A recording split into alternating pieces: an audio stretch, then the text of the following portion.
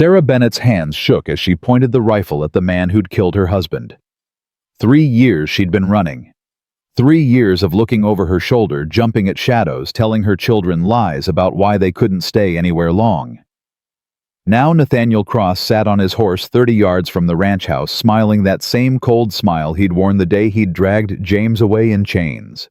And standing between them was Jackson Mercer, a man she'd known only 12 weeks, a man who'd just asked her to marry him, a man who was about to die because she'd been foolish enough to believe she could ever stop running. If you want to see how a broken woman and a haunted rancher stood against the devil himself, subscribe to this channel and stay until the very end. Drop a comment with your city. I want to see how far this story of second chances and stubborn courage travels across this world. The advertisement nailed to the post outside Keller's General Store had been there 3 days before Sarah saw it. She'd walked past it twice, her eyes on the ground, her children trailing behind like shadows. Emma clutched Daniel's hand. Thomas carried the canvas sack with everything they owned. They'd learned not to look at things they couldn't have.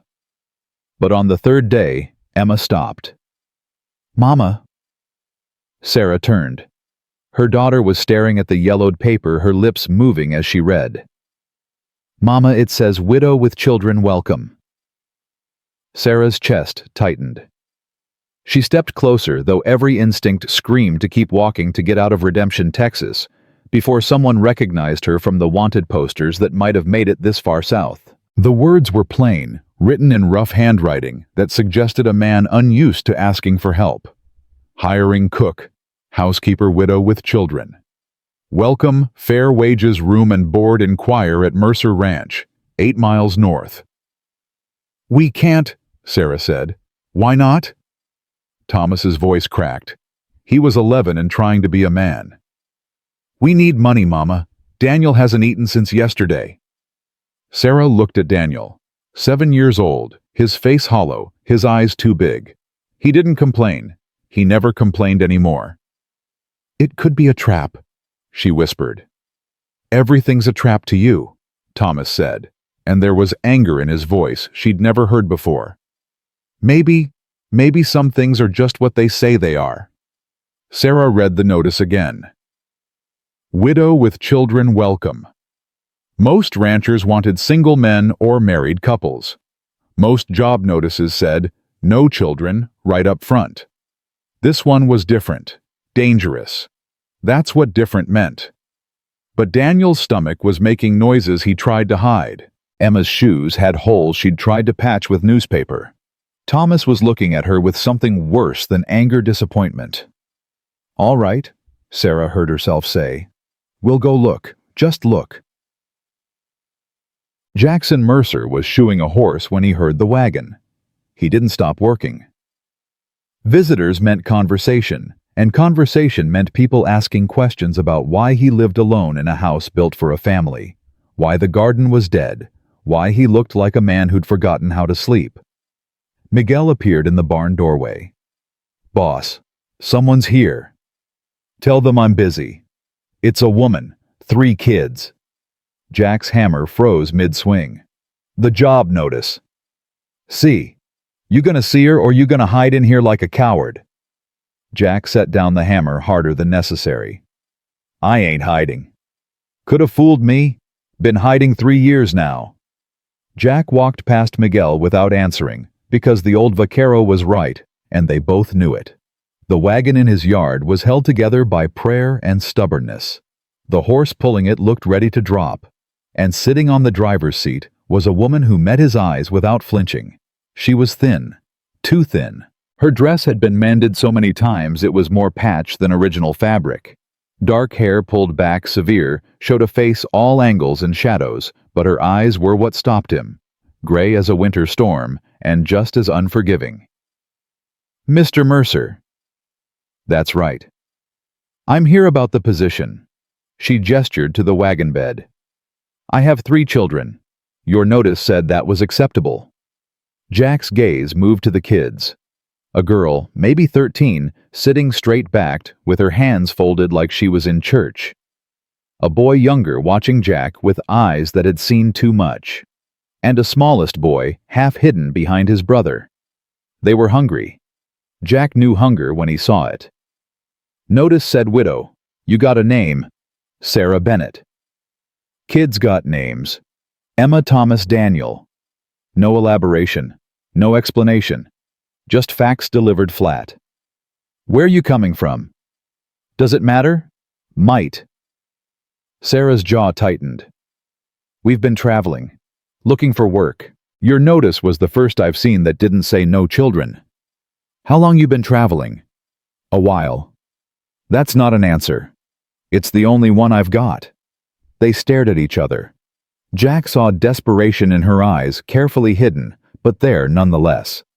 She saw what a man who hadn't smiled in so long he'd forgotten how. A man whose house looked like a place hope went to die. "I can cook," Sarah said. "Clean, mend, manage a household. My children work hard and stay out of the way. You won't even know they're here." "House that size, I'd know." "Then we'll be very quiet." Daniel coughed a wet sound that spoke of dust and hunger and too many nights sleeping rough. Sarah's hand moved to him, automatically protective. Jack made a decision he'd probably regret. "Job pays $20 a month. Room and board for all four of you. There's a room off the kitchen, used to be the housekeeper's quarters. Ain't been used in years, but it's got a bed and a stove." Sarah went very still. $20? Plus food, real food, much as you need. Her eyes filled with tears. She blinked back fast. That's generous." "It's fair. You do the work, you get paid. Simple as that." "Nothing simple, Mr. Mercer." "No," Jack agreed.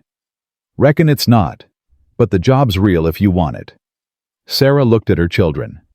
Emma nodded almost imperceptibly. Thomas's expression was hopeful for the first time in months. Daniel just leaned against his mother's side. "We'll take it," Sarah said. "Thank you." "Don't thank me yet. You might change your mind when you see the state of the house."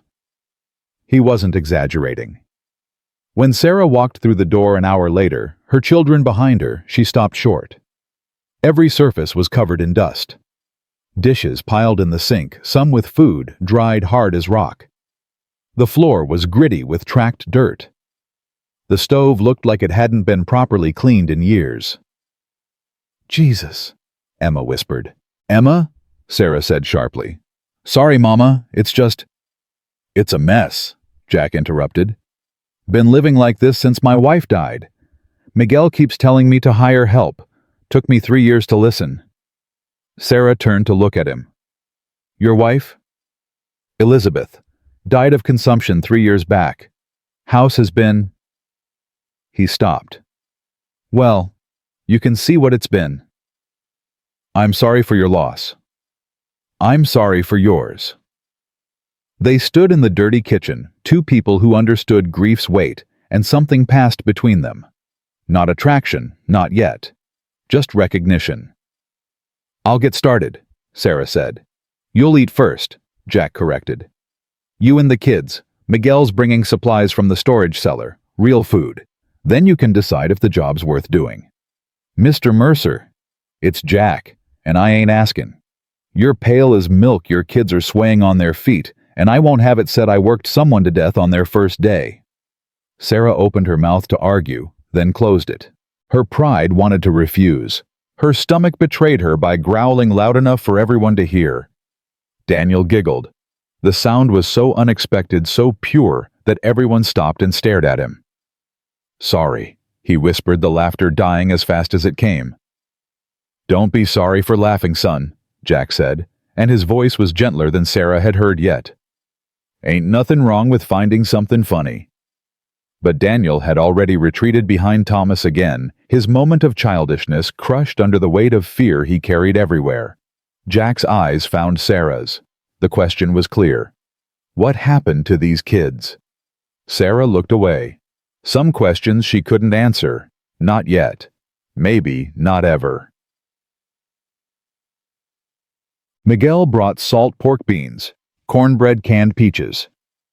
Simple food, but more than Sarah's family had seen in weeks. Sarah insisted on cooking it herself. Her hands moved with practiced efficiency, building up the fire-setting water to boil, slicing the salt pork thin. Emma helped without being asked. Thomas kept Daniel occupied. Jack watched from the doorway, Miguel beside him. "She's running," Miguel said quietly in Spanish. "I know." "From what?" "Don't know. Don't care." "Liar, you care. First time you've cared about anything in 3 years." Jack didn't answer because Miguel was right. When the food was ready, Sarah set the table one place. "What are you doing?" Jack asked. "Making your dinner, Mr. Mercer." "Jack? And what about you?" "The kids." "We'll eat after." "Like hell you will." Sarah's spine straightened. "I work for you. I serve you.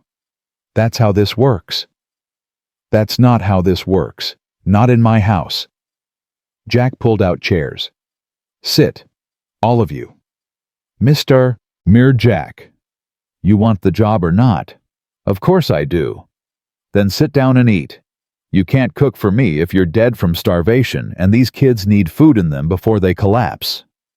Sarah's pride warred with her desperation. Desperation won. She sat. The children followed, moving slow like they expected someone to snatch the chairs away. Jack served them himself: salt pork beans, cornbread peaches. He watched Daniel's eyes go wide at the peaches. "Can I, Mama?" the boy whispered.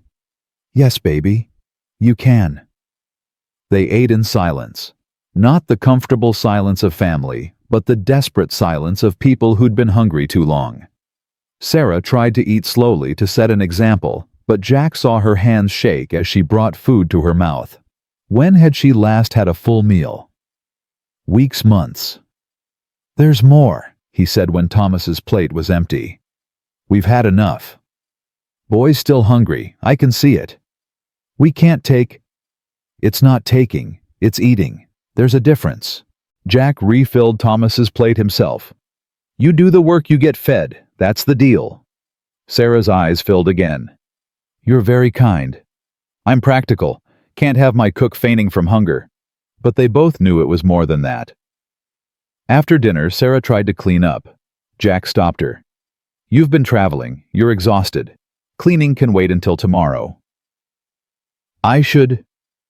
You should get those kids to bed. Your room's through there. Mattress is old, but it's clean. Miguel put fresh linens on this morning."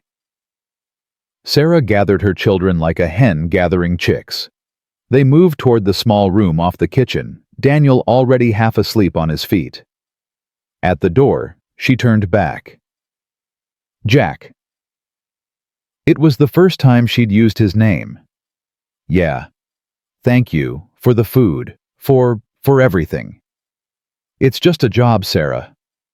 "No," she said quietly. "It's not." She closed the door before he could respond. Jack stood in the kitchen surrounded by dirty dishes and the ghosts of other dinners. Other nights when this house had been full of life. Elizabeth had loved to cook. She'd been terrible at it, burned everything she touched, but she'd loved it anyway, loved the gathering of people around her table. This was the first time since she'd died that the kitchen felt warm. Dangerous, that warmth. Dangerous to start caring again. But as Jack washed the dishes himself, something he hadn't done in months, he couldn't quite make himself regret hiring Sarah Bennett. Even if she was running from something. Even if that something might follow her here. Sarah lay in the darkness of the small room, her children pressed close on the narrow bed. They'd slept in worse places, much worse. Emma whispered, "Mama, is this real?" "What do you mean, sweetheart?" "The food, the room, him. Mr. Mercer. Is it real or is it like before?" Before. When Nathaniel Cross had seemed kind. When he'd offered help with no strings attached. When Sarah had been naive enough to believe him. "I don't know yet," Sarah answered honestly. "He seems nice," Daniel murmured, already half asleep. "Seems ain't the same as is." Thomas said, his voice hard. "Thomas?" "I'm just saying, Mama. You told us not to trust nobody. Now we're trusting a stranger. We're surviving, Sarah corrected. There's a difference. But as she lay there listening to her children breathe, feeling the first real security she'd felt in years, Sarah wondered if that was true. Maybe this was more than survival. Maybe, just maybe, this was the beginning of something that looked like hope. And that terrified her more than anything Nathaniel Cross had ever done. Because hope could be taken away. And Sarah Bennett had learned the hard way that everything you loved could be ripped from your hands in a single moment. She touched the locket around her neck, James's picture inside worn thin from years of her thumb rubbing across it. "I'm sorry," she whispered to her dead husband. "I'm so sorry we couldn't stay in Denver. I'm sorry I couldn't fight him. I'm sorry for everything." But James couldn't answer. And in the morning, Sarah would have to wake up and face another day of pretending she wasn't looking over her shoulder, pretending she wasn't waiting for Nathaniel Cross to find them, pretending that this fragile safety could possibly last. Jack didn't sleep. He sat in his office, the room he'd turned into a bedroom because he couldn't face the bed he'd shared with Elizabeth, and stared at the ledger without seeing it. A widow with 3 children, running from something. He should have turned her away, should have told her the job was filled, should have protected himself from getting involved in whatever trouble she was carrying. But he'd looked into Daniel's hollow eyes and seen a child who'd forgotten how to laugh. He'd looked at Thomas's defensive posture and seen a boy forced to be a man too soon. He'd looked at Emma's careful composure and seen a girl who'd learned that showing fear was dangerous. And he'd looked at Sarah, brave, desperate, proud Sarah, and seen someone fighting with everything she had to protect her children. How could he turn that away? "You're a fool, Jackson Mercer," he muttered to himself. Miguel had said the same thing in more colorful Spanish when Jack had told him to prepare the housekeeper's room. "She's trouble," Miguel had said. "Probably." "You gonna let her stay anyway?" "Yeah." "Why?" Jack hadn't had an answer then. Didn't have one now. Except the house felt less empty with people in it. Except it had been nice to sit at a table with others, even in silence. Except for 3 years, he'd been sleepwalking through life, and Sarah Bennett's arrival had felt like a bucket of cold water to the face. Uncomfortable, shocking, but alive. He was feeling things again, and that scared him more than the possibility of whatever trouble Sarah was running from. Outside his window, the Texas night was clear and cold. Stars scattered across the sky like thrown salt. Somewhere in the distance, a coyote called.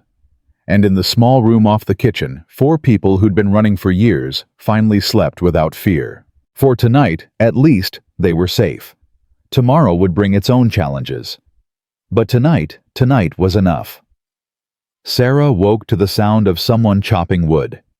She sat up fast, heart hammering, reaching for the knife she kept under her pillow. The children were still asleep, tangled together like puppies. Dawn light crept through the single window. The chopping continued. Steady, rhythmic, not threatening. She made herself breathe, made herself remember where she was. The Mercer Ranch, Texas, 8 miles from Redemption. Nathaniel Cross didn't know they were here, yet. Sarah dressed quickly, and the same mended dress ran her fingers through her hair, braided it tight. Her reflection in the cracked mirror showed a woman who looked older than 36. Harder. The softness James had loved was gone, burned away by 3 years of running. She slipped out of the room without waking the children. Jack was in the yard splitting logs like he was trying to kill them. His shirt was already dark with sweat despite the cool morning air. He didn't notice her watching. Miguel did. The old vaquero sat on the porch mending a bridle. His eyes found Sarah, assessed her, then went back to his work. "Coffee's on the stove," he called out. "Boss made it before sunrise. Tastes like dirt, but it's hot." Jack's axe paused mid-swing. He turned, saw Sarah, and something crossed his face too fast to read. "Didn't mean to wake you," he said. "You didn't. I'm an early riser. Coffee's like dirt, I heard." Sarah almost smiled. Almost. "I'll make a fresh pot."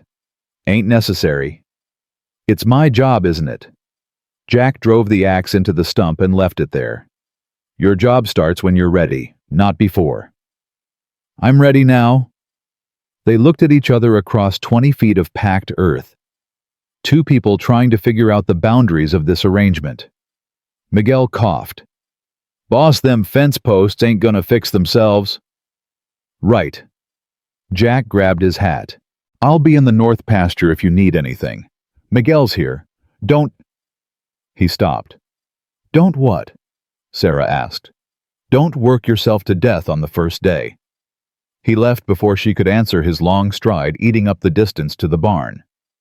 He's not good with people anymore, Miguel said, his English heavily accented but clear. Not since Miss Elizabeth died. Sarah turned to face him. How long have you worked here? 40 years. Worked for Jack's father before Jack. Watched that boy grow up. Miguel's fingers worked the leather with practiced ease. He was different before, smiled easy, laughed. Then she got sick, and watching her die, it broke something in him. Why are you telling me this?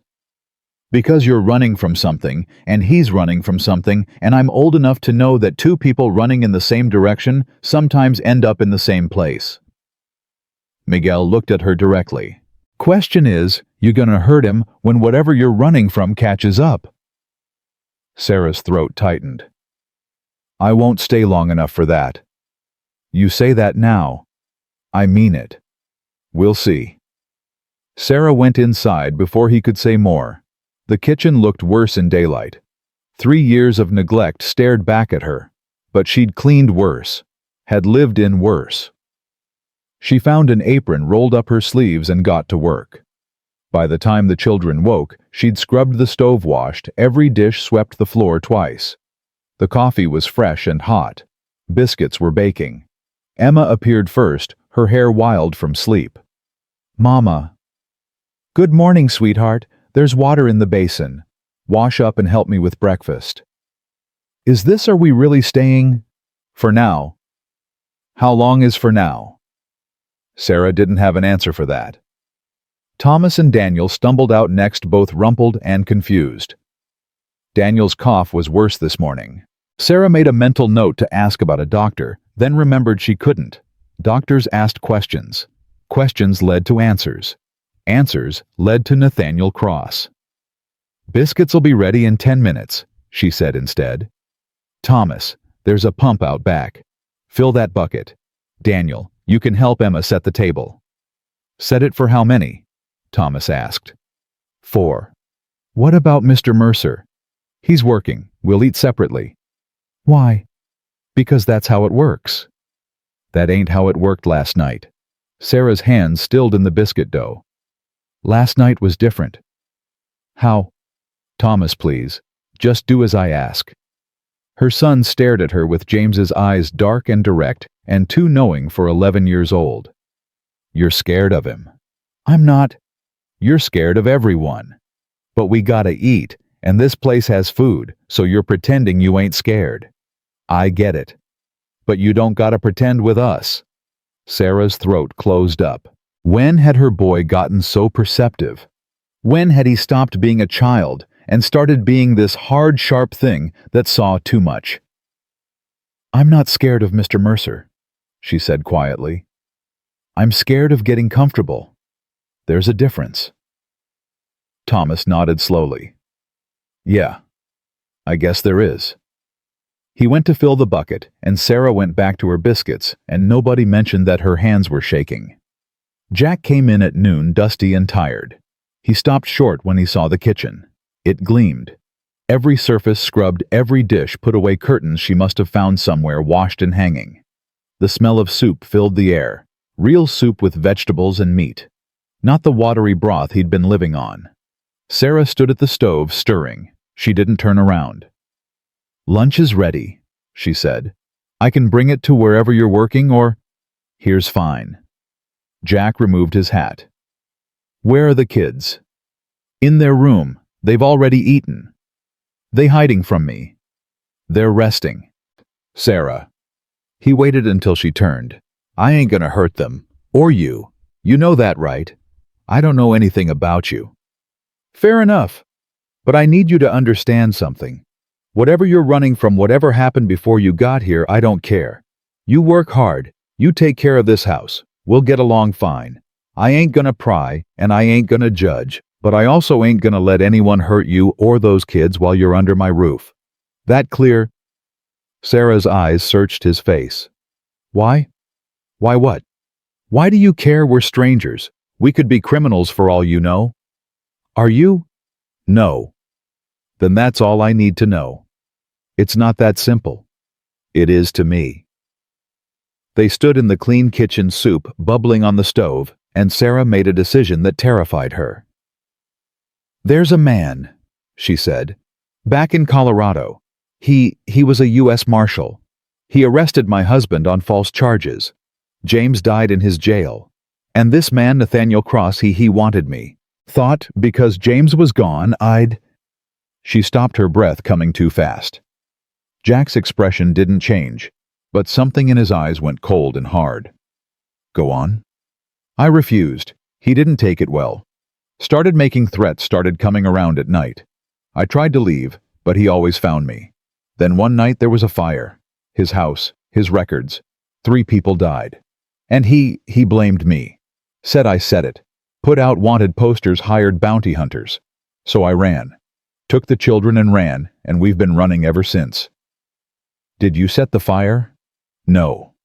You sure? I was 5 miles away when it started. But that doesn't matter. He has money connections. Nobody's gonna believe a widow over a U.S. Marshal. Jack was quiet for a long moment. Then, how long ago? 3 years. And he's still looking. Men like Nathaniel Cross don't let things go. I embarrassed him, made him look weak. He'll spend his last dollar to find me. He know you're in Texas. I don't think so. We've been careful. Different names in every town, never staying long, never leaving a trail. What name you using now? Sarah hesitated. Bennett's real. Sarah's real.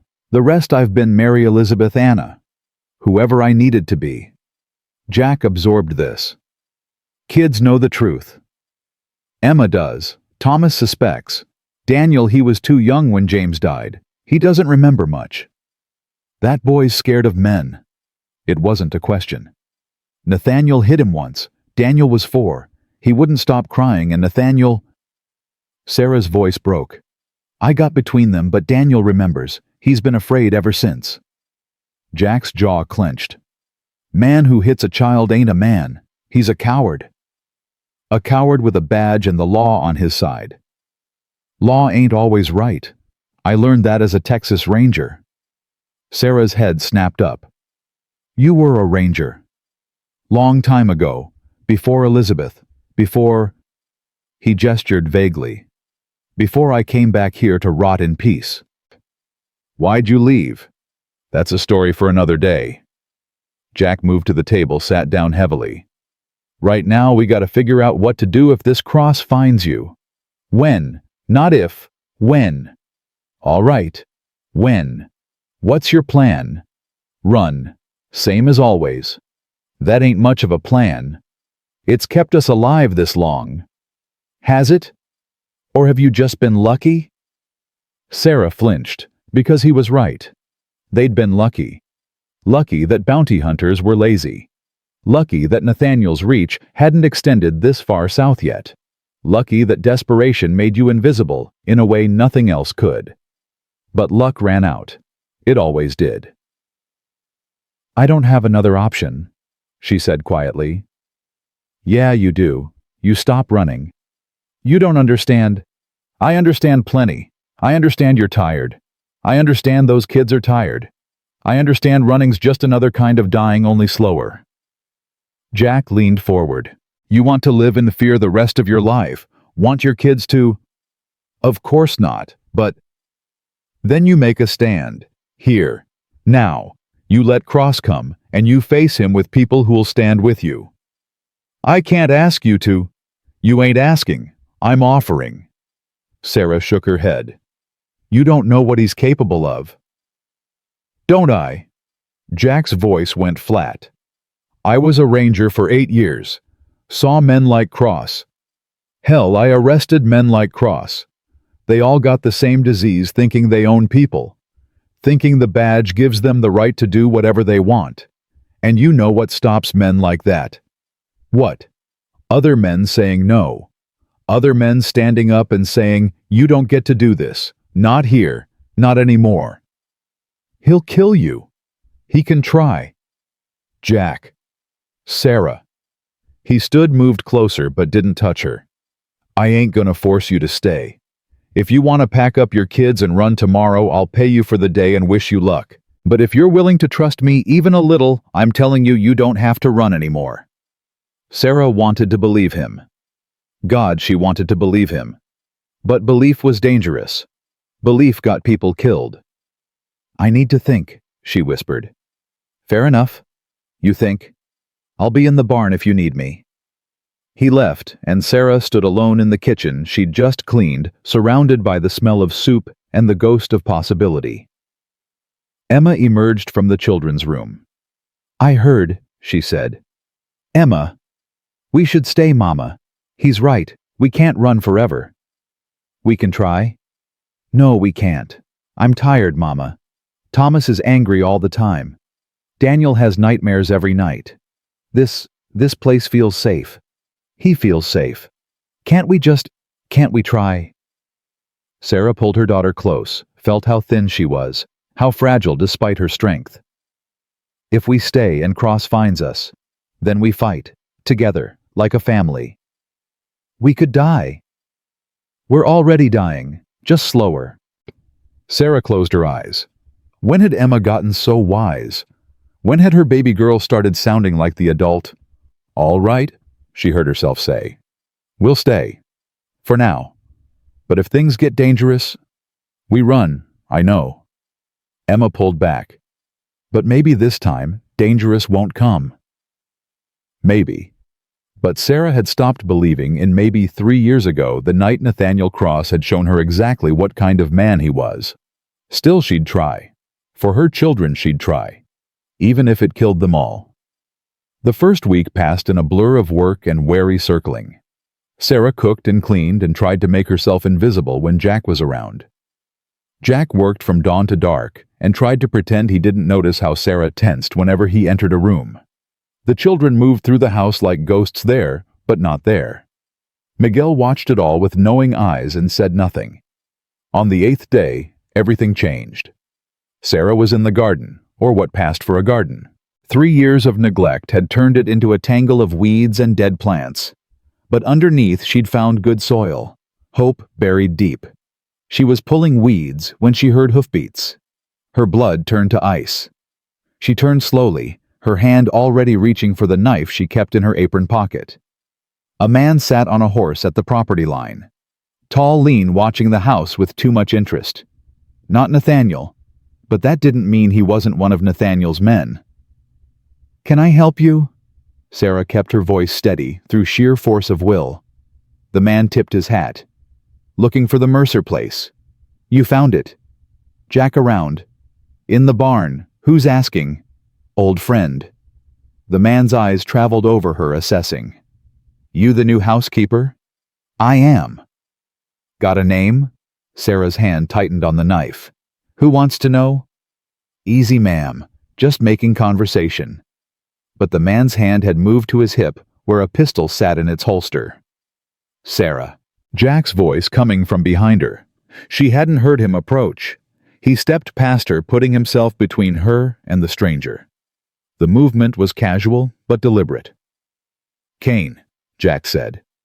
What brings you out here? Can't an old friend visit? You ain't just visiting. You're working. I can see it in how you're sitting that horse. The man Kane smiled. Still sharp, Mercer. Yeah, I'm working. Sheriff now over in Redemption. Been hearing stories about a widow with 3 kids. Wanted to check it out. Sarah's lungs stopped working. Stories? Jack said flatly. Yeah. Stories about a woman named Sarah. Or maybe Mary. Or Elizabeth. Stories about a fire in Colorado. Stories about a U.S. Marshal looking for her. Kane's eyes found Sarah again. Stories about bounty hunters asking questions in town. When Jack's voice went hard. 2 days ago, 3 men showed a sketch around, asked if anyone had seen a woman matching the description. Dark hair, 3 kids, probably using a fake name. They still in town. Left yesterday. Heading south, I heard. But Mercer. Kane paused. They'll be back. And when they come, they won't ask polite questions. They'll tear this place apart looking for her. Sarah's knees went weak. She'd known this would happen, known it was only a matter of time. How long do we have? Jack asked. Week, maybe 2 if you're lucky, but luck runs out. Kane looked at Sarah. Ma'am, I don't know your story, and I ain't saying I believe everything I heard. But I need to know, are you wanted by the law? No. Sarah's voice came out stronger than she felt. I'm not wanted for any crime, but there's a man who wants me, and he's using the law to find me. Nathaniel Cross. You know him. Know of him. U.S. Marshal out of Denver. Got a reputation for being thorough. Also got a reputation for being cruel. Kane shifted in his saddle. You telling me he's after you personal, not professional? Yes. What did you do to him? I said no. Kane's expression darkened, and he couldn't accept that. Men like him never do. True enough. Kane looked at Jack. You know what you're getting into. Yeah. You sure? Because Cross has resources, money, connections. He can make your life hell legal-like. Let him try. Jack. I said let him try. Jack's voice was steel. She's under my protection now. Anyone comes for her, they come through me first. Kane studied his old friend. You mean that? Every word. You always were the stubborn son of a bitch. But Kane was smiling slightly. All right, I'll do what I can from my end. Slow things down, make it hard for Cross's men to get information. But Mercer, when they come, and they will come, don't do anything stupid. Stupid like what? Stupid like getting yourself killed over a woman you barely know. Jack didn't answer, which was answer enough. Kane sighed. I'll be in touch, ma'am. He tipped his hat to Sarah and rode off. Sarah waited until he was out of sight before her legs gave out.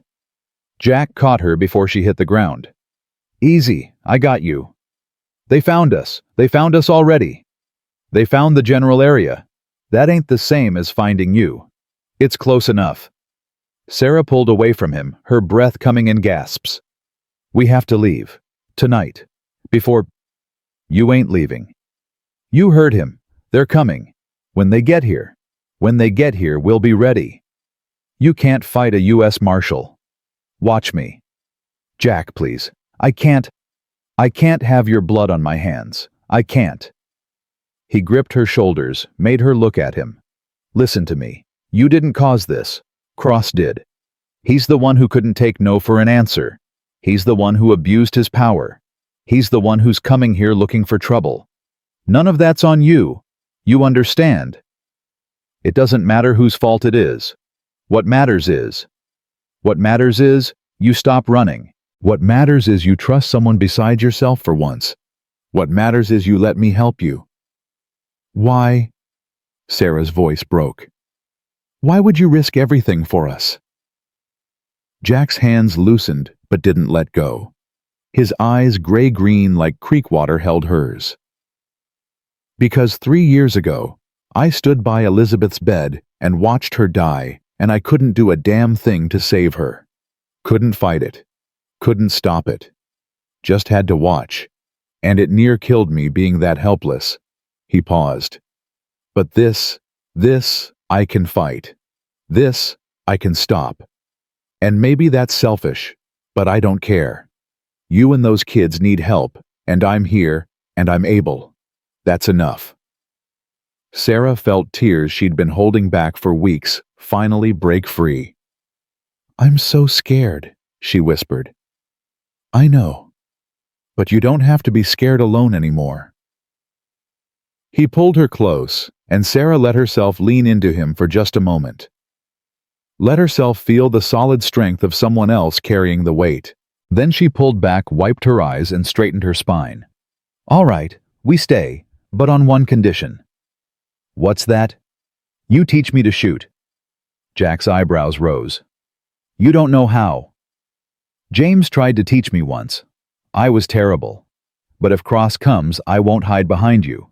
I won't make you fight my battle alone." "Sarah, that's the condition. Take it or leave it." Jack studied her, this woman who'd been beaten down by life, but refused to stay down, and felt something shift in his chest. Something that had been frozen for 3 years starting to thaw. Dangerous, that thawing. Dangerous to care. But maybe some things were worth the risk. "All right," he said. "I'll teach you. But we do it right. Every day until you can hit what you're aiming at. Deal." They shook on it, formal as a business arrangement, pretending that's all it was. But they both knew better. Something had changed between them in that conversation. Some line had been crossed that couldn't be uncrossed. Later that night, after the children were asleep and the house was quiet, Sarah stood at the window and looked out at the dark Texas prairie. Somewhere out there, Nathaniel Cross was coming. Somewhere out there, bounty hunters were asking questions and getting closer. Somewhere out there, violence was gathering like a storm. But for the first time in 3 years, Sarah wasn't facing it alone. And that made all the difference. The rifle was heavier than Sarah expected. Jack handed it to her at dawn the next morning, out behind the barn, where nobody from the road could see. Miguel stood nearby, arms crossed, watching with the patience of someone who'd seen this lesson before. "First thing you gotta know," Jack said, "is that shooting ain't about strength. It's about control." Sarah hefted the Winchester, trying to find a comfortable grip. "Feels like it's about strength." "That's because you're fighting it. Here." He stepped behind her, his hands covering hers on the rifle. "Relax your shoulders. The gun don't care how tense you are." His breath was warm against her ear. Sarah made herself focus on the rifle and not on how close he was standing. "Now bring it up slow, butt against your shoulder, firm, but not too tight. You tense up when you shoot, the recoil's gonna hurt." Sarah followed his instructions. The rifle settled into place, feeling slightly less foreign. "Good. Now see that fence post 20 yards out?" "I see it." "Look down the sight. Line it up. Don't rush. Breathe slow." Sarah aimed her finger, finding the trigger. Her heart hammered so loud she was sure Jack could hear it. "When you're ready," he said quietly. "Squeeze gentle. Don't jerk." She squeezed. The rifle kicked hard into her shoulder. The shot went wide, missing the fence post by 3 feet. "Told you not to jerk," Jack said, but his voice held no criticism. "Try again." For the next hour, Sarah shot until her shoulder ached and her ears rang despite the cotton Miguel had given her. She missed more than she hit, but slowly, painfully, she started to understand the rhythm of it, the breathing, the squeeze, the moment between decision and action. On her 23rd shot, she hit the fence post. "There you go," Jack said, and there was genuine pride in his voice. "Now do it again." She did, and again, and again. By the time the sun was fully up, Sarah's hands were shaking from exhaustion, but she could hit the post 6 times out of 10. "Enough for today," Jack said. "You did good." "I'm terrible." "You're learning. That's different." He took the rifle from her. "We'll practice every morning until it's second nature. By the time Cross gets here, you'll be able to defend yourself." "If he gets here," Sarah wanted to say, but she knew better. When? Always when. Emma was waiting when Sarah came back inside. "Can you teach me too?" Sarah's stomach dropped. "Absolutely not." "Why, if there's going to be trouble." "There's not going to be trouble. And you're 13 years old." "Mama, I'm not a baby. If men come here with guns, you take your brothers and you hide. That's your job. Protect them, not fight." Emma's jaw set in a way that reminded Sarah painfully of James. Stubborn, determined. You're gonna fight. I'm an adult. You weren't much older than me when you married Papa. That was different. How? Emma, please, don't fight me on this. I ain't fighting. I'm asking to learn to protect myself. There's a difference. Sarah looked at her daughter, her baby girl who wasn't a baby anymore, and saw the truth. Emma had grown up hard and fast over the past 3 years. She'd seen things done, things survived, things that children shouldn't have to. Treating her like a child now was dishonest. But teaching her to shoot felt like admitting the violence was coming. Like preparing for war instead of hoping for peace. I'll think about it, Sarah said finally. That means no. That means I'll think about it. Now help me with breakfast. The men will be hungry. Emma didn't push further, but Sarah saw the disappointment in her eyes. Later, while Sarah was kneading bread, Thomas appeared. Mama Miguel says I can help with the horses if it's all right with you. What kind of help? Mucking stalls, brushing them down. He says I got a gentle hand. Sarah's first instinct was to say no. Keep the children close where she could watch them, where she could grab them and run if needed. But Thomas was looking at her with hope in his eyes, real hope, the first she'd seen in months. All right, she heard herself say. But you do exactly what Miguel tells you. No taking risks. I won't. I promise. Thomas hugged her quick and hard, then ran out before she could change her mind. Sarah's hands stilled in the dough. When had she last seen him run like that? Like a child instead of a soldier. You're letting them put down roots. Sarah jumped. Jack was leaning against the doorframe watching her. I didn't hear you come in. You were thinking too loud.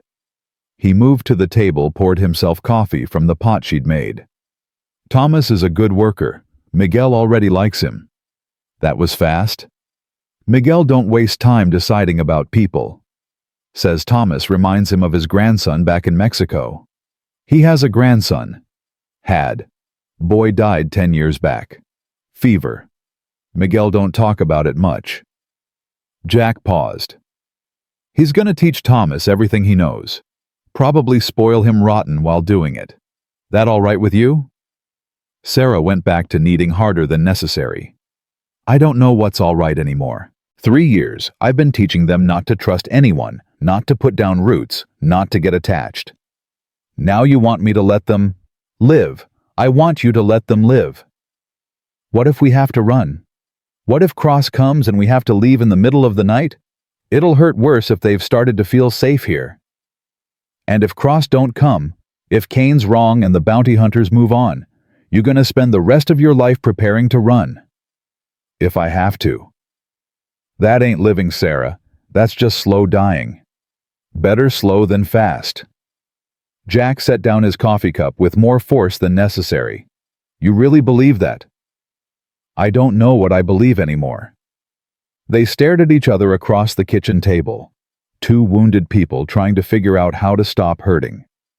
My wife, Jack said suddenly. She got sick in the spring. By summer, she couldn't get out of bed. By fall, she couldn't speak. I spent those months trying to prepare for losing her. Thought if I built up enough walls, it wouldn't hurt so bad when she died. Did it work? No. It just meant I wasted the last months of her life being scared instead of loving her. His voice roughened. Don't make my mistake, Sarah. Don't waste time preparing for bad things that might not happen. Let your kids be kids while they still can. Sarah's throat closed up. What if I can't? What if I've forgotten how? Then learn again. Same way you're learning to shoot. One day at a time. Before Sarah could answer, Daniel burst through the door, his face flushed with excitement. Mama Miguel says there's kittens in the barn. Can I see them? Please. Sarah knelt down, brushed hair from his forehead. Kittens. Baby ones. He says the mama cat had 5. Can I go see? Sarah looked at Jack over Daniel's head. He nodded slightly. All right, baby. But stay close to Miguel and don't touch them too much. Mama cats get protective. I'll be careful. Thank you. Daniel threw his arms around her neck, then ran back out, his earlier fear of Jack completely forgotten. "See," Jack said softly. "He's already healing. Let him." Sarah stood her knees protesting. "You make it sound simple." "Ain't simple, but it's necessary." The days that followed fell into a rhythm Sarah hadn't felt since before James died. She cooked and cleaned and practiced shooting. The children worked alongside Miguel, learning skills Sarah hadn't realized they needed. Jack was a quiet presence there, but not crowding, helpful, but not intrusive. It felt almost normal. That's what scared her most. On the 10th day, Reverend Howard came calling. Sarah was in the garden when she heard the wagon. She looked up, saw the pastor's buggy, and felt her stomach drop. Religious men asked questions, poked into business that wasn't theirs, judged. Jack emerged from the barn, wiping his hands on his pants. "Reverend, what brings you out here? Heard you hired a housekeeper." The old pastor climbed down from his buggy, moving slow with age. "Thought I'd come introduce myself. Welcome the lady to our community." "Sarah," Jack called. "Come meet Reverend Howard." Sarah made herself walk over, made herself smile, made herself look like a normal woman with nothing to hide. "Ma'am." The Reverend tipped his hat. "Samuel Howard. I pastor the Baptist Church in Redemption." "Sarah Bennett. Pleased to meet you, Reverend." "Bennett." He repeated the name slowly. "You related to the Bennetts up in Denver?" Sarah's heart stopped. "No, sir, it's a common name." "I suppose it is. You got children, I hear." "3. Emma, Thomas, and Daniel." "Fine biblical names. They in school?" "Not yet. We've only just arrived and—" "No need to explain, ma'am. I'm not here to pry. Just wanted to extend an invitation to Sunday services. You and the children would be most welcome." It was a trap. Sarah knew it was a trap. Go to church, meet people, answer questions, leave a trail. But refusing would be suspicious. "That's very kind," she said carefully. "We'll certainly consider it." "You do that, and Mrs. Bennett. If you ever need anything spiritual, counsel, practical help, a listening ear, my door's always open." He meant it kindly. Sarah could see that. But kindness made her uncomfortable. Kindness meant people looking too close. After the Reverend left, Jack found her standing rigid in the yard. "He's a good man," Jack said. "Won't push if you don't want to go. Everyone in that church will look at us.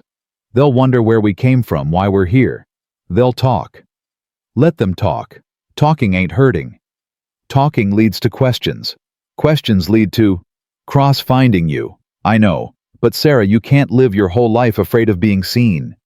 "Why not? It's kept us alive." "Has it? Or has it just kept you breathing?" Sarah turned on him, anger flaring hot. "Stop acting like you know what's best for me. You don't know what I've been through. You don't know what he's capable of." "You're right, I don't. But I know what fear's capable of. Seen it eat people alive from the inside out." Jack's voice was hard now. "You want to live in fear, fine. But don't pretend you're protecting your kids. You're just teaching them to be afraid." "That's not fair." "Ain't it? Look at Daniel. 2 weeks ago he couldn't talk to a grown man without hiding. Now he's showing me drawings and asking about the horses. That's because he's starting to feel safe. You gonna take that away from him because you're scared? You don't understand." "I understand plenty. I understand you've been hurt bad and you're trying to protect yourself. But there's protecting and there's hiding, and you gotta figure out which one you're doing." Sarah's hands clenched into fists. "I hate you." "No, you don't. You hate that I'm right. Go to hell." "Already been. Spent 3 years there. Trying to leave." They glared at each other, both breathing hard, both too stubborn to back down. Then Emma's scream split the air. Sarah and Jack ran. They found Emma in the barn, backing away from a man Sarah had never seen before. He was tall, weathered, with a gun on his hip and cold eyes that tracked Emma like a predator watching prey. "Easy, little girl," the man said. "Just asking questions." Jack stepped between Emma and the stranger, his hand dropping to his own gun. "Who the hell are you?" "Name's Warren. I'm looking for someone." Warren's hand moved casually toward his weapon. Woman. Dark hair. 3 kids. Heard she might be working around here. Sarah's blood turned to ice. Get out, Jack said, his voice deadly quiet. Not till I get answers. You the rancher, Mercer? I am, and you're trespassing. You got 5 seconds to leave before I shoot you for it. Warren smiled. That's unfriendly. I'm just doing a job. Got hired to find this woman. She's wanted for arson. Murder, maybe. Man paying me says she's dangerous. What man? Nathaniel Cross, U.S. Marshal. Pays good money for information. Warren's eyes found Sarah, who'd frozen in the barn doorway. That her. Don't know what you're talking about. Yeah, you do. I can see it in how you're standing. How she's standing. That's her, ain't it? Jack's gun cleared leather faster than Warren expected. The barrel pressed against Warren's forehead before the bounty hunter could blink. Last chance, Jack said. Ride out now, or I put a bullet through your skull. You won't shoot. You're a law-abiding man. Used to be. Then I met people like you. Changed my perspective. Warren's smile faded. He looked into Jack's eyes and saw something that made him step back. This ain't over. Cross'll send more men. Better men. You can't protect her forever. I can try. Warren backed toward his horse hands visible, but his eyes promised violence. You're making a mistake, Mercer. A big one. Won't be the first. They watched Warren ride away, dust rising behind him. Emma was crying. Sarah pulled her close, felt her daughter shaking. It's all right, sweetheart. He's gone. He knew Mama. He knew who we were. How did he know? I don't know, baby. I don't know. But she did know. Someone in Redemption had talked. Someone had put the pieces together. Someone had sold them out for Cross's money. The hunt was over. They'd been found. Jack turned to face her, his expression grim. How long until Cross gets here? Days. Maybe a week if we're lucky. Then we got work to do. Jack, we can't stay. You heard him. More are coming. Better men. We have to. You ain't running. Jack's voice was steel. Not this time. This time we stand and we fight. You'll die. Maybe. But I'll die on my feet instead of living on my knees. There's worse ways to go. Sarah looked at this man who'd known her only 2 weeks, who was willing to die for her anyway, and felt something crack in her chest. Why? She whispered. Why would you do this? Jack's expression softened just slightly. Because 3 years ago, I stood by and watched someone I loved die, and I couldn't do nothing about it. Because those kids deserve better than running. Because you deserve better than being hunted like an animal. And because... He stopped. Because what? Because when you walked into my life, the house stopped being empty. And I ain't ready to let that go yet. Sarah's breath caught. Jack, don't. Don't say nothing you ain't ready to say. Just trust me. Can you do that? Could she trust had nearly gotten her killed before? Trust meant vulnerability. Trust meant caring about someone enough to let them hurt you. But looking at Jack Mercer with his gray-green eyes and his stubborn jaw and his absolute certainty that fighting was better than running, Sarah made a choice. All right, she said. We stay. We fight. But if things go bad, we'll handle it. You don't know that. No. But I know I ain't letting Cross take you without a fight. That's enough. Miguel appeared from the back of the barn, a rifle in his hands. That pendejo gone. For now, Jack said. But he'll be back, with friends. Bueno, I was getting bored. Miguel checked his rifle with the ease of long practice. We got maybe a week to prepare. I'll ride to town, talk to Kane. See if we can get the law on our side. Kane can't fight a U.S. Marshal. No, but he can slow one down, make things difficult, buy us time. Time for what? Sarah asked. To make this ranch into a fortress, Jack said. To get the children somewhere safe, to figure out how to survive what's coming. Sarah felt Emma press closer to her side, felt the weight of her daughter's fear and her trust in equal measure. "What do you need me to do?" Sarah asked. Jack looked at her with something like respect. "Keep practicing with that rifle, because when Cross gets here, I need you ready to use it." "I will be. I know." That night after the children were in bed and Miguel had ridden to town and the house was quiet, Sarah stood at her window and watched Jack walk the property line.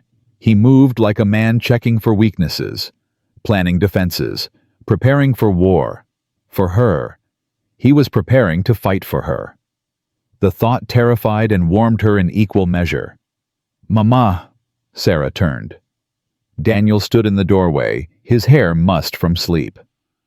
"What is it, baby?" "I had a bad dream. The mean man was back." Sarah's heart clenched. "What mean man?" "The one from before. The one who hurt you. Nathaniel."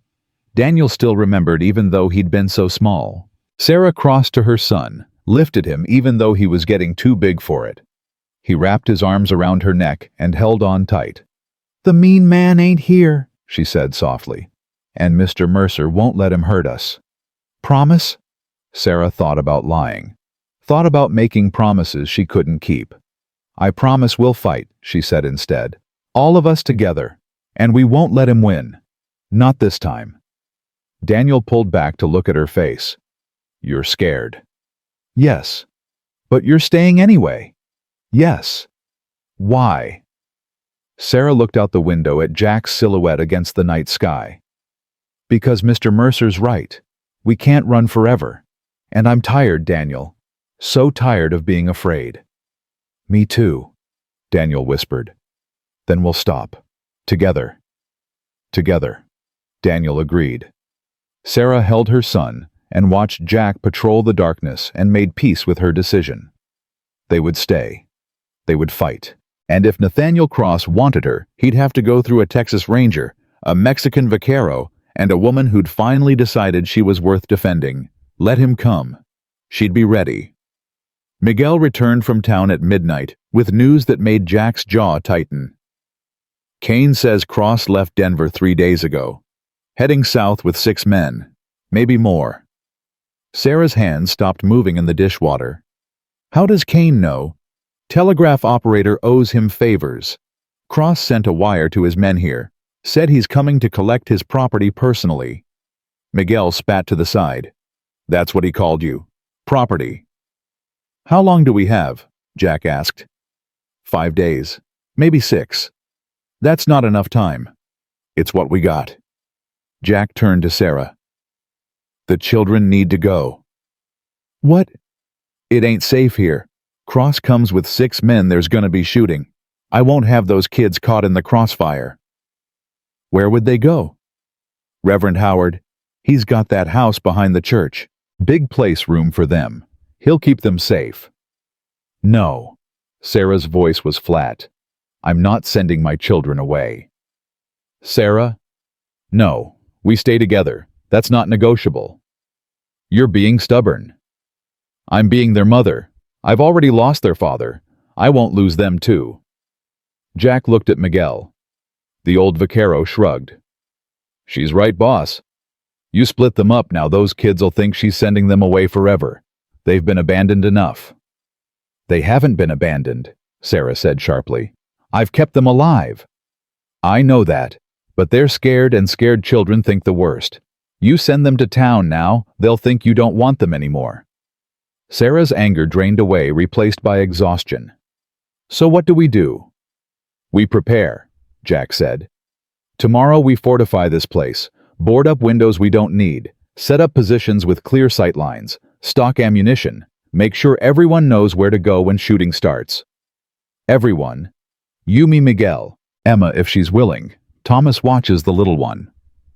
"Emma's 13. Emma's old enough to hold a rifle if she has to. Rather have her able to defend herself than helpless." Sarah closed her eyes. "This is insane." "Yeah, but it's happening whether you like it or not."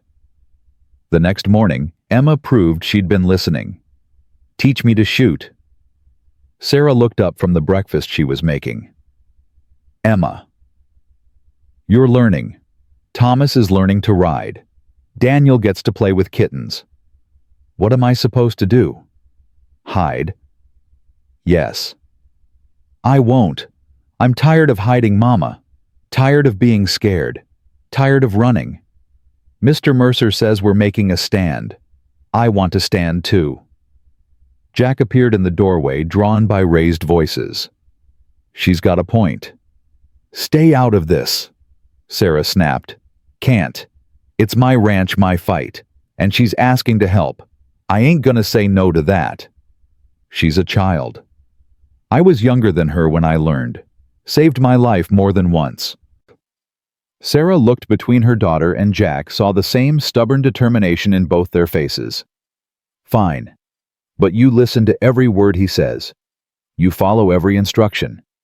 And if I say stop, you stop. Understood? Yes, ma'am. Emma's face lit up like Christmas morning. An hour later, Sarah stood behind the barn, watching Jack teach Emma the same way he'd taught her. His hands gentle, his voice patient. Emma was a better student, less afraid, more focused.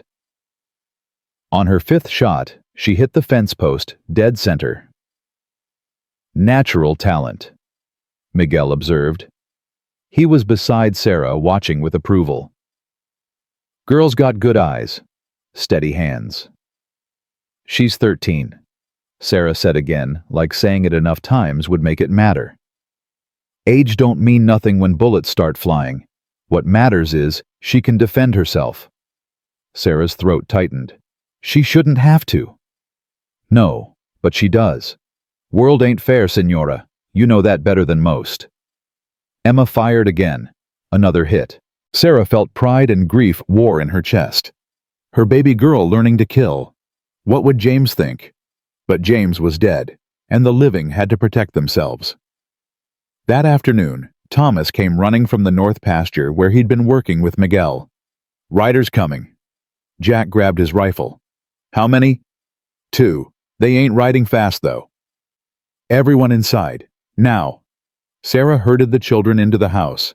Emma grabbed the rifle Jack had given her that morning. Thomas positioned himself at the window.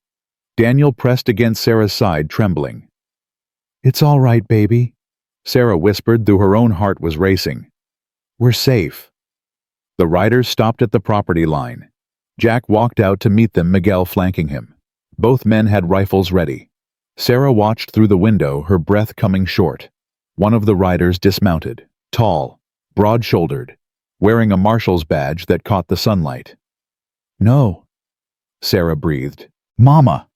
Emma's voice was sharp with fear. Is that? Get your brothers to the cellar. Now. But, now, Emma. Emma obeyed, dragging Daniel toward the cellar door. Thomas hesitated. Mama, you need to hide too. I'm not hiding from him ever again. Go with your sister. Mama. Go. Thomas ran. Sarah heard the cellar door slam, heard the bolt slide home. Then she picked up her rifle and walked outside. Nathaniel Cross turned when he heard the door. His smile was the same one that haunted her nightmares. Sarah, it's been too long. She said nothing, just aimed the rifle at his chest. Now that's no way to greet an old friend. We were never friends. No, I seem to remember differently. I remember offering you a home, protection, everything you needed after poor James died in my jail. You killed him. I arrested a criminal. What happened after was unfortunate. You starved him, beat him, made sure he never saw a trial. Cross's smile never wavered. I upheld the law. That's my job.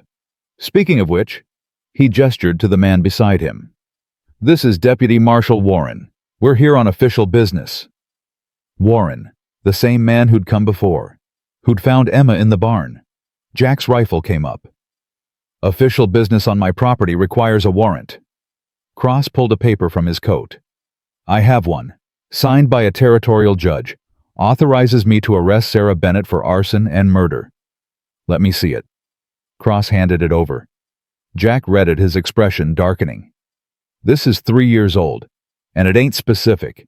Just says, female suspect, late 20s, dark hair. Could be anybody. Could be. But we both know it's her. Knowing and proving are different things. Are they? Let's ask the lady. Cross's eyes found Sarah. Did you set fire to my house? Sarah? Did you burn it to the ground with 3 people inside? No. Did you steal $40 from my safe before you ran? That was my wages. Money you owed me. Interesting interpretation. The law might see it differently. The law. Sheriff Kane's voice cut through the tension. Is me in this county. Kane rode up from the south, his own deputies flanking him. 3 men total, all armed. Cross's smile tightened. Sheriff, I have a federal warrant. I see that. I also see it's 3 years old and awful vague. Makes me wonder why you waited so long to act on it. I've been looking for her. She's good at hiding. Or maybe you ain't got a real case. Maybe you're abusing your authority to pursue a personal vendetta. Cross's facade cracked slightly. You're interfering with federal business. I'm protecting a citizen of my county from harassment. There's a difference. Kane dismounted, moved to stand beside Jack. Here's how this is going to work. You want to arrest Mrs. Bennett? You file proper papers with the territorial court. You get a judge to review the evidence. You do it legal. I am doing it legal. No, you're waving around an old warrant and hoping nobody calls your bluff. I'm calling it. Kane's hand rested on his gun. Now you can ride out peaceful, or we can have a conversation about jurisdiction and federal overreach. Your choice. Cross looked at Kane, at Jack, at Miguel, at Sarah standing on the porch with a rifle. 4 against 2. Bad odds even for a U.S. Marshal. This isn't over, Cross said. It is for today, Kane replied. Cross's eyes found Sarah again. You can't hide behind these men forever. Eventually they'll leave. They'll get tired of protecting you, and when they do, I'll be waiting. Then you'll be waiting a long time, Jack said. Because I ain't leaving. And I ain't getting tired. You don't know what you're defending. She's a liar, a thief, a murderer. She's none of those things. But even if she was, she'd still be under my protection. So you got a choice, Cross. You can leave now with your dignity intact, or I can shoot you for trespassing. Either way, you ain't taking her. The 2 men stared at each other.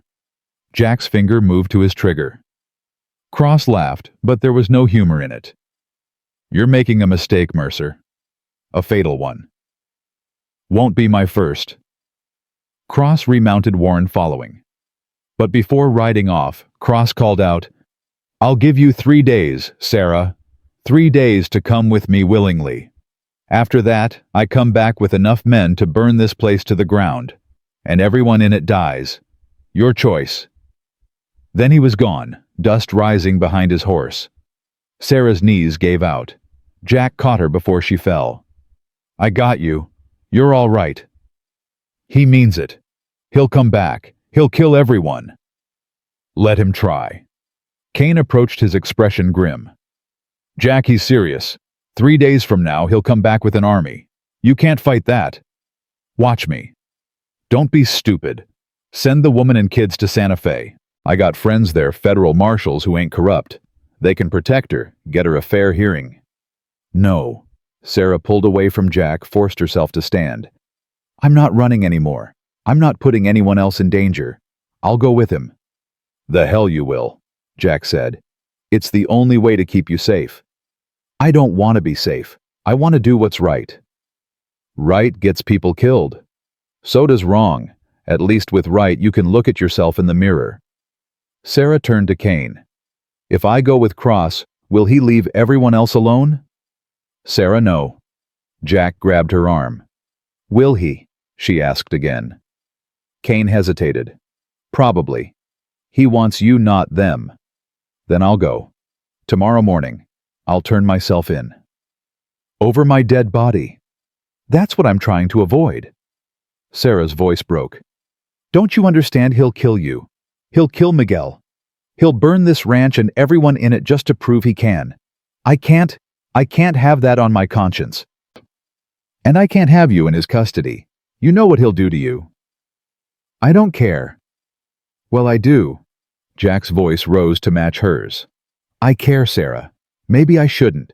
Maybe it's stupid and reckless and gonna get me killed, but I care what happens to you. And I ain't letting you sacrifice yourself for me. It's not your choice. The hell it ain't. This is my ranch, my fight, my decision. Your death sentence. So be it. They glared at each other, both breathing hard, both too angry and scared to back down. Kane cleared his throat. I'm gonna go. Give you two a chance to figure this out without an audience. But Jack, 3 days. After that, I can't help you. Federal authority trumps county law. I understand. Do you? Because Cross ain't bluffing? He'll come back with 20 men, 30, however many it takes. And when he does, people are gonna die. Then we'll make sure he's one of them. Kane shook his head sadly. You always were the most stubborn son of a bitch I ever met. Learned from the best. After Kane left, Sarah and Jack stood in the yard, the weight of the coming violence pressing down on them. You should go, Sarah said finally. You and Miguel, take the children to town. Leave me here. When Cross comes back, I'll surrender. It's the only way. No. Jack. I said no. You ain't facing him alone. You ain't surrendering. And you sure as hell ain't sacrificing yourself for me? He moved closer, his voice dropping. 3 years, I've been dead inside. 3 years of just going through the motions, not caring about anything, not feeling anything. Then you walked through that door with your kids, and your pride, and your stubbornness, and everything changed. The house stopped being empty. I stopped being empty, and I ain't going back to that. I can't. You'll die. Maybe. But I'll die knowing I fought for something worth fighting for. That's more than I've had in a long time. Sarah's eyes filled with tears. I'm not worth dying for. That's where you're wrong. He reached out, cupped her face with work-roughened hands. Sarah froze, torn between pulling away and leaning in. I know we ain't known each other long, Jack said quietly. I know this is all moving too fast.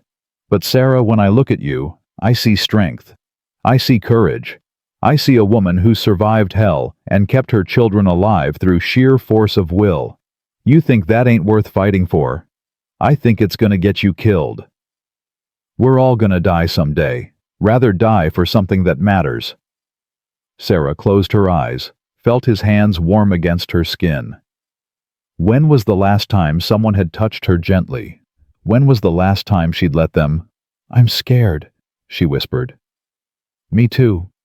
But we're gonna face it together. You, me, Miguel. Emma, if she's willing. We're gonna make this ranch into a fortress, and when Cross comes back, we're gonna make him regret it. What if we lose? Then we lose fighting. That's better than losing without trying. Sarah opened her eyes, looked into his face, and saw absolute certainty. He meant every word. You're insane. Probably. You gonna stay anyway?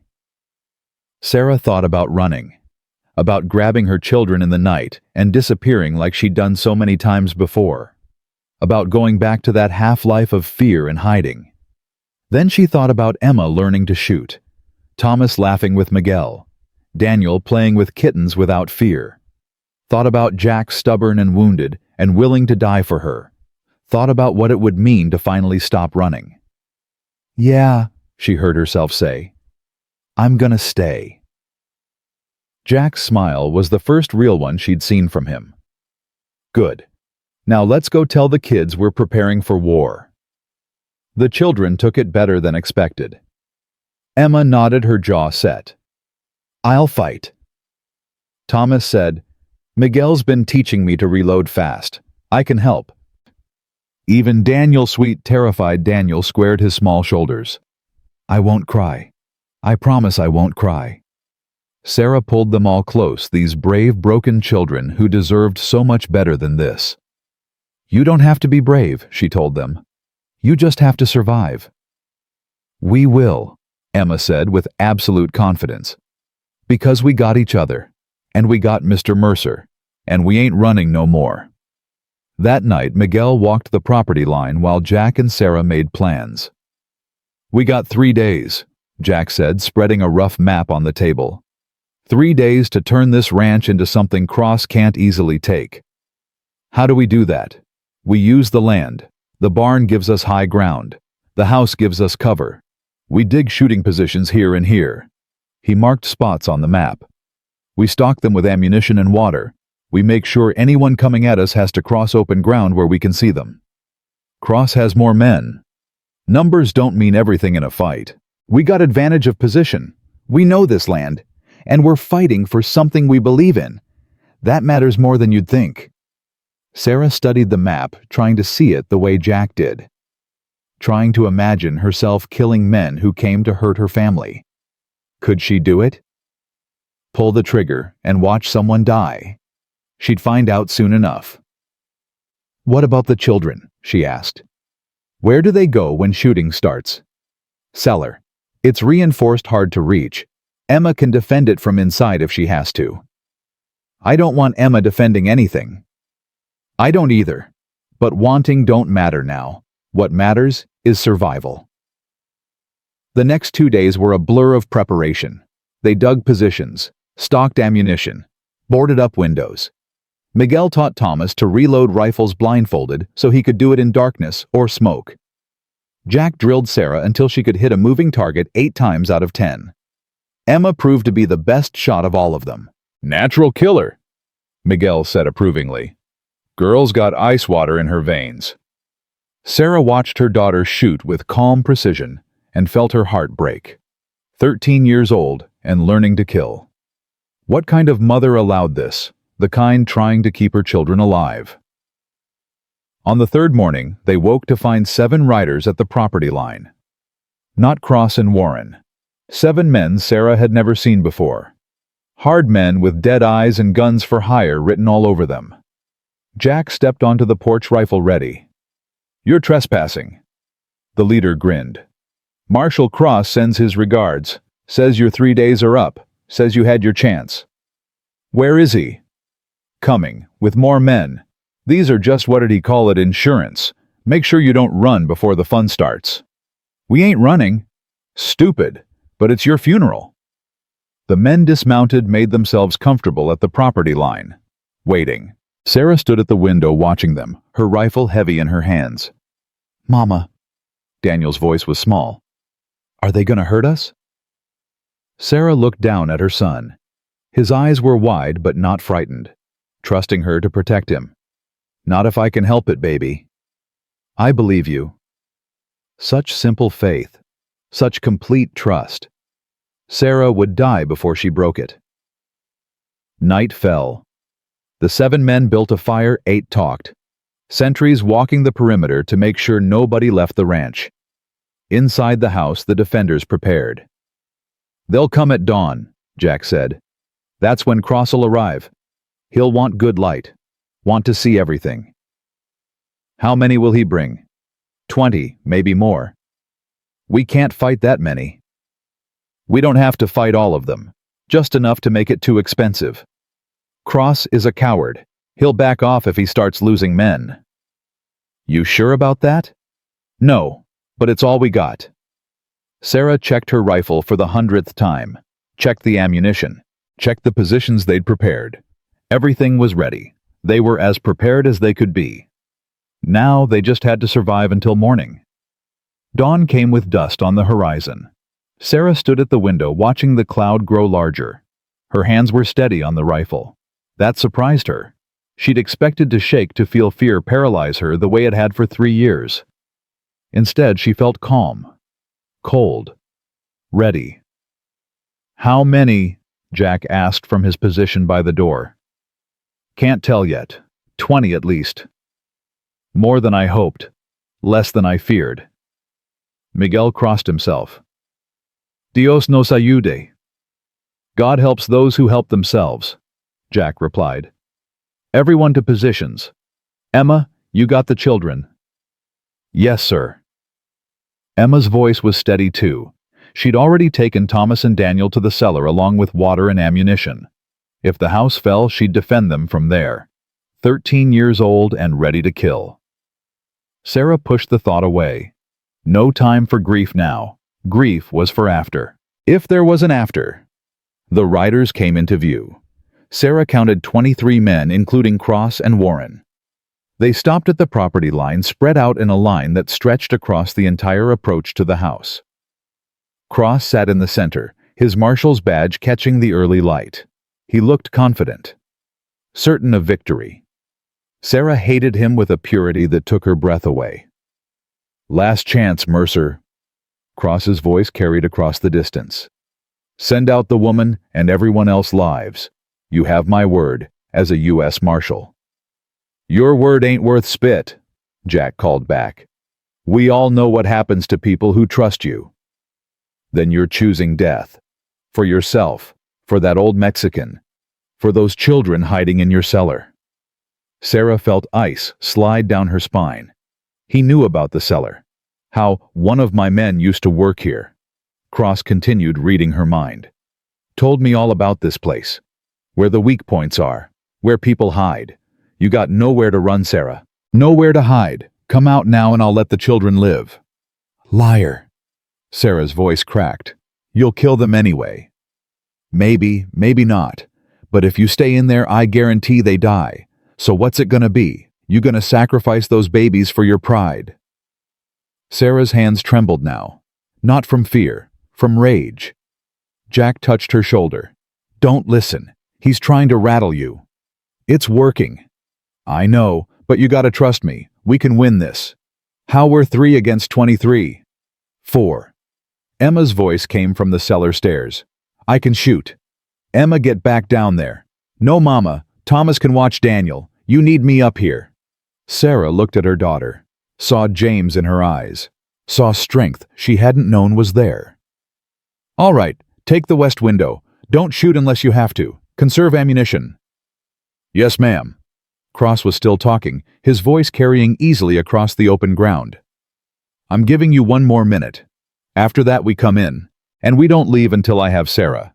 Dead or alive don't matter to me." Jack moved to his position. 60 seconds. "Everyone ready?" Sarah's mouth was dry. "Ready." Miguel chambered around. "Listo."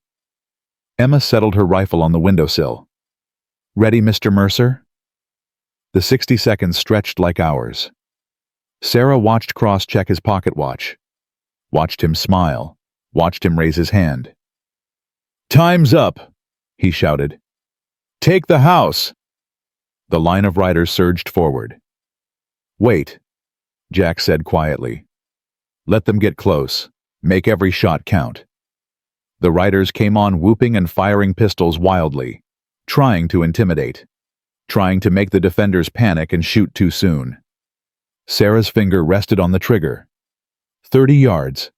25. 20. "Now," Jack said. 4 rifles spoke as one. 3 riders fell. The 4th's horse screamed and went down. The charge faltered. Men wheeled their horses seeking cover. "Reload." Jack's voice was calm. "Pick your targets. Don't waste shots." Sarah's hands moved automatically. Eject the spent shell. Chamber a new round. Find a target. A man tried to circle toward the barn. Sarah led him slightly squeezed. He fell. "Good shot," Jack said. "Miguel, you got the south approach." "See, boss, nobody gets through here." The attackers regrouped. Cross was shouting orders, spreading his men out, trying to come from multiple directions at once. Smart. If they hit from all sides, the defenders couldn't cover everything. "Emma, watch the back," Jack called. "They'll try to flank us." "I see them." Emma's rifle cracked. A man climbing through the rear window dropped back outside. "Got him." Sarah felt sick pride. Her daughter's first kill. What kind of world made that necessary? This one. The world Nathaniel Cross had created by refusing to take no for an answer. More shots hammered the house. Wood splintered. Glass shattered. One bullet passed so close to Sarah's head, she felt the wind of it. "Stay down." Jack was beside her, pulling her below the window line. You can't help if you're dead. Neither can you. Yeah, but I've had practice at this. You haven't. Another volley of gunfire. Something upstairs crashed. They're trying to burn us out, Miguel said. See the smoke? Sarah looked. A thin trail of smoke was rising from the north side of the house. The children are in the cellar. Stone walls underground. Fire can't reach them. Jack's voice was steady. But we need to move. Can't stay here once the smoke gets bad. Move where? Barn. Its stone won't burn easy. Better sight lines. We can hold there. That means crossing open ground. I know, but staying here means dying from smoke. Your choice. It wasn't a choice. Not really. How do we do this? Miguel goes first, covers from the barn. Then you and Emma. I'll come last, keep them busy. No, I'll come last. Sarah. You're a better shot. We need you alive more than me. I'll cover. Jack looked at her, started to argue, then nodded. All right. But you run fast when I say go. Don't stop for nothing. Miguel moved to the door, rifle ready.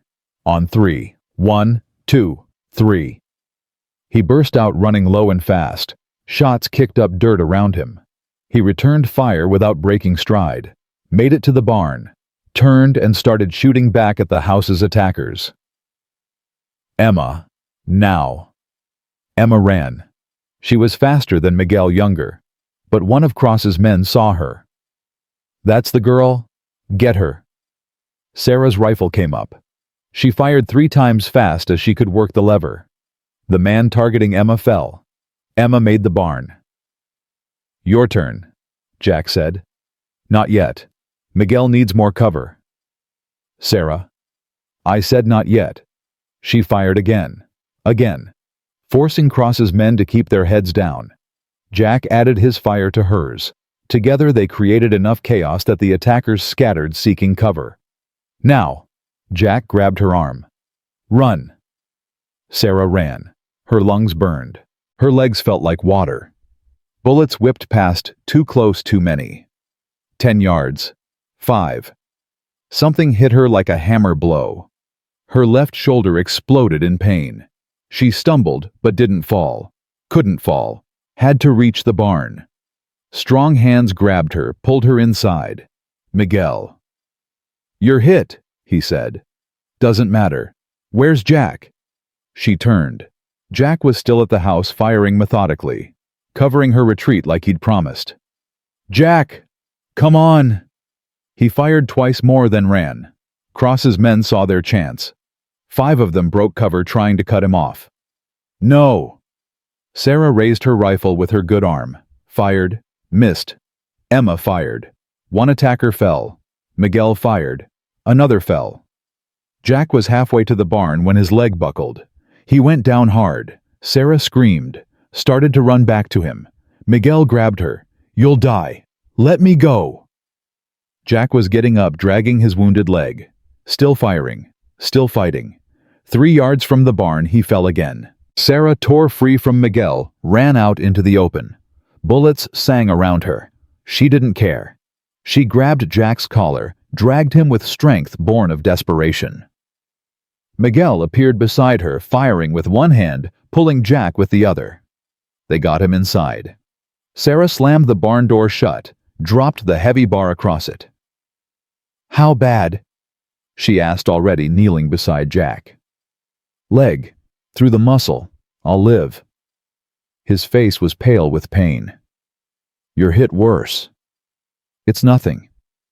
You're bleeding. So are you. They stared at each other, 2 stubborn, wounded people who'd somehow survived the last 5 minutes. Then Jack started laughing. We're idiots. Complete idiots, Sarah agreed. We should have run. Probably. Too late now. Way too late. Emma was at the window, her rifle ready. They're pulling back, regrouping. How many did we get? Jack asked. 7 down, maybe 8. I can't tell if that one by the fence is dead or just hiding. So 15 left, still bad odds. Miguel was wrapping Sarah's shoulder with strips torn from his shirt. The house is burning good now. Won't be nothing left by tonight. Don't need the house. Just need to survive long enough for help to arrive. What help? Sarah asked. Kane can't. Not Kane, Reverend Howard. I sent him a message yesterday. If shooting started, he was to wire the territorial marshal's office. Tell them a federal officer was abusing his authority, attacking civilians. You think they'll care? They'll care about jurisdiction. Cross is Denver's marshal. This is Texas territory. He's got no authority here without local cooperation, and Kane's already on record saying he won't cooperate. So we just have to hold out until the territorial boys arrive. Yeah. How long will that take? Day, maybe 2. Sarah looked at their situation. Trapped in a barn. Limited ammunition. 3 people wounded. 1 13-year-old girl who shouldn't be here at all. We can't hold for 2 days. We don't have a choice. Cross's voice boomed across the yard. Mercer, you listening? Jack moved to the window, favoring his wounded leg. I'm listening. Smart play getting to the barn, but you're just delaying the inevitable. I got men, I got ammunition, I got time. What do you got? Enough to make you regret coming here. Brave words from a man bleeding in a barn. Here's what's gonna happen. I'm gonna give you 1 hour. 1 hour to come to your senses. Send out Sarah and the girl, and I'll let you and the Mexican live. You got my word. Your word's worth nothing. Then you're all gonna die. I'll burn that barn same as I burned the house. Smoke you out. Shoot you when you run. Either way, I get what I came for. Jack didn't answer. Couldn't answer. Because Cross was right. The barn was stone, but the roof was wood. The doors were wood. Everything would burn eventually. What do we do? Sarah asked quietly. We pray help arrives before Cross gets impatient. 1 hour passed. Then 2. Cross's men tried rushing the barn twice. Both times accurate rifle fire from the windows drove them back. 2 more men fell. 13 left. But ammunition was running low. Sarah's shoulder throbbed with every heartbeat. Jack's leg had stopped bleeding, but he couldn't put weight on it. Miguel was the only one still at full strength, and he was 65 years old. Emma sat against the wall reloading rifles with mechanical precision. Her face was streaked with powder smoke and tears. I'm sorry, Sarah told her. I'm so sorry I brought you into this. You didn't bring me into nothing, Mama. I chose to fight. I'd choose it again. You're 13. I'm old enough to know what's right, and standing up to that man that's right, even if we die doing it. Sarah pulled her daughter close with her good arm. You're the bravest person I know. I learned from you. They sat in silence, listening to Cross's men moving outside, surrounding the barn, getting ready for the final push. When they come again, Jack said, they'll come from all sides at once, try to overwhelm us with numbers. Can we stop them? Miguel asked. No, but we can make them pay for every inch. Sarah checked her rifle. 3 rounds left. After that, her pistol. 6 shots. 9 bullets between her and Nathaniel Cross. It would have to be enough. The attack came at sunset. 15 men from 4 directions, all shooting, all screaming. The barn erupted in gunfire. Sarah fired until her rifle clicked empty. Switched to her pistol. Fired until that was empty too. Beside her, Jack and Miguel did the same. Emma kept shooting long after everyone else had run dry. Men fell, but more kept coming. The barn door shuddered under impacts. Someone was trying to break it down. They're coming through, Miguel shouted. Jack handed Sarah his knife. When they get in, you take Emma and the boys. There's a loose board in the back wall. Get out. Run. No. Sarah. No. We started this together. We end it together. The door splintered, crashed inward. Nathaniel Cross stepped through. Pistol raised. Warren beside him. 3 more men behind them. Finally, Cross said. Took long enough. Jack stepped in front of Sarah, even though he could barely stand. You want her? You go through me. Gladly. Cross raised his pistol. A rifle shot cracked from outside. Warren fell a hole between his eyes. More shots. Cross's men started dropping. What the? Cross spun. Through the shattered door, Sarah saw riders, men in suits, badges gleaming. Sheriff Kane's voice. Federal marshals, drop your weapons. Cross's face went white, then red. This is my jurisdiction. Not anymore.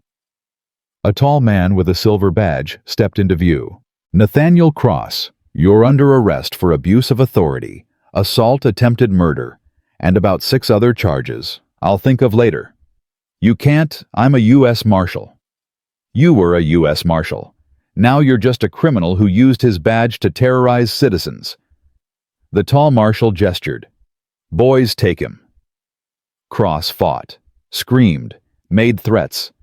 It didn't matter. He was dragged away in chains. Sarah's legs gave out. She sat down hard, her shoulder screaming, her body shaking with reaction. It was over. After 3 years of running, 3 years of fear, it was finally over. Jack lowered himself beside her, grimacing with pain. You all right? No, but I will be. Yeah, you will. Emma emerged from her position, her face pale. Is he really gone? He's really gone, sweetheart. Emma's composure cracked. She started crying, great gulping sobs she'd been holding back for hours. Sarah pulled her close, held her while she shook.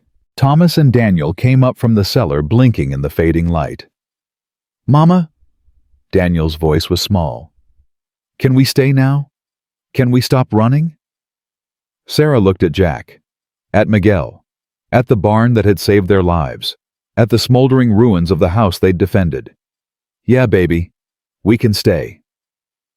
The territorial marshal, his name was Coleman, took statements from everyone, documented the bodies, made it official that Cross had acted without authority, that his warrant was fraudulent, that everything he'd done was illegal. You're free to go, Mrs. Bennett, Coleman said. No charges, no warrants, clean slate. Sarah almost didn't believe him. Just like that. Just like that.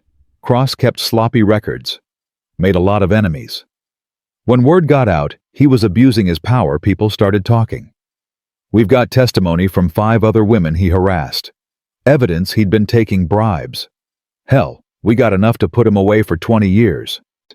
What about the fire, the deaths? Investigated. You were 5 miles away when it started. Multiple witnesses confirm it. And the fire inspector's report, the one Cross buried, shows the fire started from a knocked-over lamp during a fight. Cross started that fight. Those deaths are on him, not you. Sarah felt 3 years of weight lift off her shoulders. I'm really free. You're really free. She started crying then. Couldn't stop. 3 years of fear and grief and exhaustion pouring out all at once. Jack held her while she sobbed, his arms solid and sure. He didn't say anything. Didn't need to. They stayed like that until the tears finally stopped. What now? Sarah asked when she could speak again. Now we rebuild, Jack said. The house is gone, but the barn's solid. We can live there until we build something new. If you're staying, if you want to. Sarah looked at him, really looked at him. This stubborn man who'd risked everything to protect her, who'd stood against a corrupt marshal and 20 armed men, who'd given her family safety and hope and a future she thought they'd lost forever. Yeah, she said, I'm staying. Good, because I got plans that include you. What kind of plans? The kind that involve making this arrangement permanent, legal, if you're amenable. Sarah's heart stuttered. Are you asking what I think you're asking? I'm asking if you'd consider marrying me, when you're ready. No rush, just eventually. If you want. I don't know what I want, Sarah admitted. I just spent 3 years surviving. I don't know how to live anymore. Then we'll figure it out together. You, me, the kids, Miguel. We'll build something good here, something worth having. Sarah thought about running, about the road she'd walked for 3 years, about the fear that had driven her. Then she thought about Emma's laughter, Thomas's pride in his work, Daniel's drawings covering the barn walls, thought about Jack's steady presence, Miguel's terrible jokes, the kittens in the barn, thought about what it would mean to put down roots, to stop looking over her shoulder, to build instead of flee. "All right," she said. "Yes, eventually, when I'm ready." Jack's smile was like sunrise after a long night. "Eventually's good enough for me." 6 months later, Reverend Howard married them in what was left of the ranch yard. The new house wasn't finished yet. They'd been living in the barn making it work, but it didn't matter. What mattered was Sarah standing beside Jack, her children beside her, promising to build a life together. Emma stood as witness proud in a new dress she'd sewn herself. Thomas held the rings, his chest puffed with importance. Daniel scattered wildflowers he'd picked that morning. Miguel cried, claimed it was dust. Everyone pretended to believe him. When Reverend Howard said, "You may kiss your bride," Jack did. Gentle and careful, like Sarah was something precious. Maybe she was. Maybe they both were. Two broken people who'd found each other and decided to be whole together. The wedding feast was simple, but joyful. Neighbors came, people who'd heard about the siege, about Sarah's courage, about Jack's stand against corruption. People who'd decided that anyone brave enough to face down Nathaniel Cross deserved to be welcomed. As the sun set and people drifted home, Sarah stood with Jack watching Daniel chase fireflies with the other children. "You happy?" Jack asked. "I don't know yet, but I'm not afraid anymore. That's a start." "Yeah, it is." Years passed. The house got built bigger than before, with room for the children to grow. Thomas became Miguel's protege, eventually taking over much of the ranch work. Emma started teaching school in the barn-turned-classroom, educating ranch children who couldn't make the journey to town. Daniel grew into a quiet, artistic boy who drew everything he saw, preserving the life they'd built in careful sketches. Sarah learned to laugh again, to trust again, to believe that good things could last. Jack learned that loving someone didn't mean losing them, that opening his heart again wouldn't destroy him. They had more children, 2 boys and a girl who never knew fear the way their older siblings had, who grew up safe and loved and certain of their place in the world. On their 25th anniversary, Sarah and Jack stood in the yard where she'd first arrived. The house was full of grandchildren now. Emma had married a teacher from Redemption. Thomas had built his own ranch nearby. Daniel's art hung in galleries in Santa Fe and Denver. "You ever regret staying?" Jack asked. Sarah thought about it, about the scars she still carried, about the nightmares that occasionally woke her, about Nathaniel Cross dying in prison 5 years earlier, unlamented and alone. "No," she said finally. "Running was surviving. But this is living, and I'd choose living every time. Even knowing what it cost. Especially knowing what it cost. Because now I know what I'm capable of. What we're all capable of when we stop running and start fighting." Jack pulled her close and Sarah let herself lean into him the way she'd learned to over 25 years. Let herself feel safe in a way she'd never thought possible. They'd built something good here. Something worth having. Something that would outlast them both. And it had all started with a simple job notice and a desperate widow brave enough to answer it. "Thank you," Sarah whispered. "For what? For seeing me when I couldn't see myself. For fighting when I wanted to run. For teaching me that some things are worth standing for. You taught me the same thing. We saved each other." "Yeah, I guess we did." They stood together as the sun set over their ranch, their children and grandchildren laughing inside their future bright and certain. Sarah Bennett Mercer had stopped running 25 years ago, and in standing still, she'd found everything she'd been running toward all along.